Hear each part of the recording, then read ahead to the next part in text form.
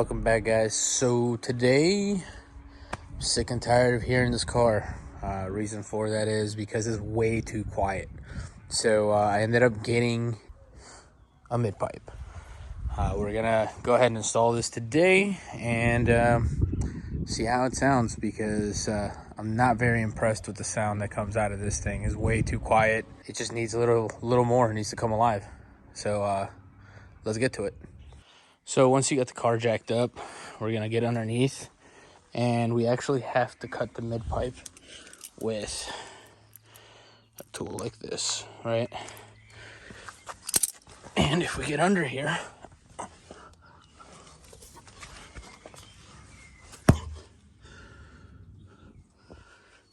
it's kind of hard to see, but there's some dimples that are on the mid-pipe. You have a set right here, and a little bit farther down. You want to cut right at the middle one. And for the back side, on this side, you want to cut at the dimples that are closer to the resonator. Alright, so I was going through the footage while I was making the video, and I saw that I am missing the actual install portion, so I thought I'd get under the car and give you guys a quick show of how to actually put this mid-pipe together.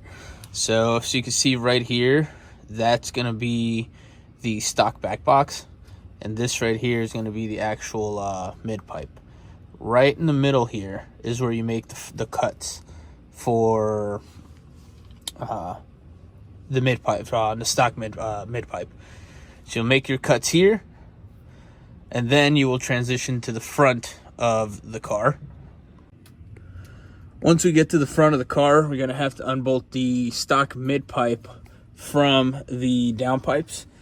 And as you'll see, this right here will be the same. You'll have these two bolts. If I remember correctly, they're 13s to pop off. And then on this one, what ends up happening is you actually have it coming off the downpipe and around that portion of the car. So you'll undo those 4 bolts right there, unbolt the downpipe to mid-pipe right here, and everything will slide off. And you will have to undo a exhaust hanger in the back. Then you remove that out of the way, grab your stock mid-pipe, and then, or you grab your single mid-pipe, install it in. Do not tighten these down. You'll have to transfer the gasket donut from the stock mid-pipe into these ones. And then slide them on. Don't tighten them down. And then you're going to slowly start adjusting on the back portion with these clamps.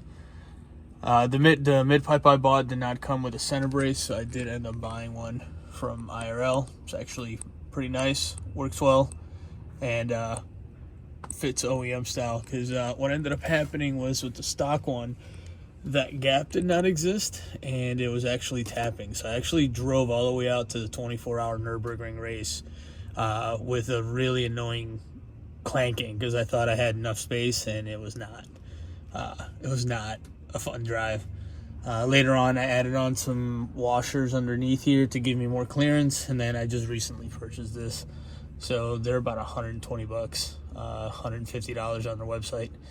But yeah, once you get the mid-pipe on and you align everything, then tighten everything down.